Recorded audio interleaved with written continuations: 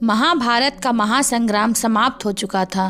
कुरुक्षेत्र की धूल अब शांत थी, लेकिन उस युद्ध ने कई दिलों को तोड़ दिया था। पांडवों की विजय के पीछे छिपा था गहरा दुख, और इस विजय ने जिन लोगों को सबसे ज्यादा तोड़ा वे थे कुंती, धृतराष्ट्र और गांधारी। क्या आप जानते हैं महाभारत के बाद कैसे हुई थी धृतराष्ट्र, गांधारी और कुंती की मृत्यु? क्या हुआ उन माताओं और पिता के साथ जिन्होंने अपने पुत्रों को खो दिया?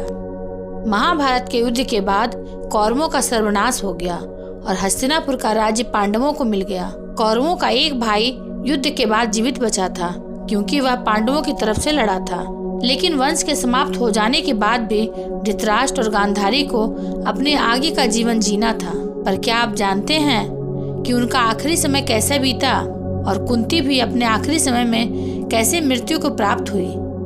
चलिए जानते हैं। महाभारत के युद्ध के बाद जब पांडवों की जीत हुई तो क्रोध में गांधारी ने जहां श्री कृष्ण को वंशनाश का श्राप दे दिया था, वहीं पुत्रों के मौत के दुख में डूबे धृतराष्ट्र ने भीम को मारने का प्रयास किया था। भीम ने जिस तरह से दुशासन के रक्त से द्रौपदी के बाल धुलवाकर अपना वचन पूरा किया था, उसके बाद धृतराष्ट्र भीम से बहुत ही क्षुब्ध थे। युद्ध के बाद युधिष्ठिर को हस्तिनापुर का राजपाट मिला और उन्होंने कई वर्षों तक हस्तिनापुर पर राज भी किया। लेकिन कहते हैं कि भीम भी धृतराष्ट्र से बहुत अधिक प्रसन्न नहीं रहते थे और उन्हें ताना मारा करते थे। हालांकि पांडवों की माता कुंती धृतराष्ट्र और गांधारी का पूरा ख्याल रखती थी।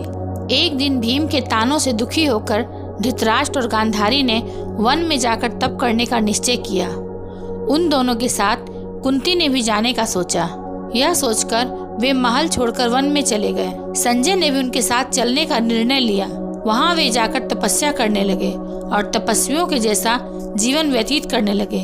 जब तीनों के वन में गए काफी समय हो गया और एक दिन देवर्षि नारद युधिष्ठिर के पास पहुंचे तो युधिष्ठिर ने उनसे धृतराष्ट्र, गांधारी और अपनी माता कुंती के बारे में पूछा। युधिष्ठिर जानते थे कि नारद मुनि को तीनों लोकों की खबर रहती है, उन्हें उन सब की भी खबर जरूर होगी।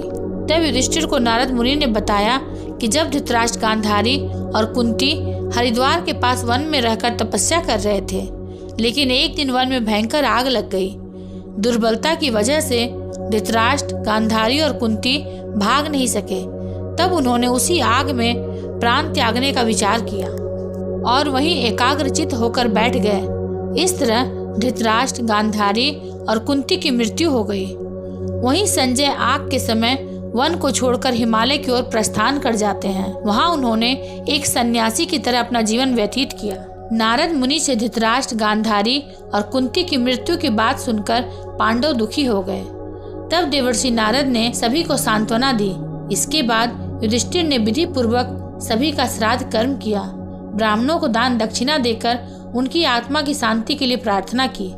कुछ साल बाद पांडव अपने कार्यों को पूरा करके स्वर्ग चले गए और भगवान कृष्ण अपने बैकुंठ धाम को चले गए। तभी से कलयुग का आरंभ होता है। अगर आपको यह वीडियो अच्छा लगा हो तो इसे लाइक, शेयर और सब्सक्राइब अवश्य करेंगे। अंत तक देखने के लिए आपका धन्यवाद।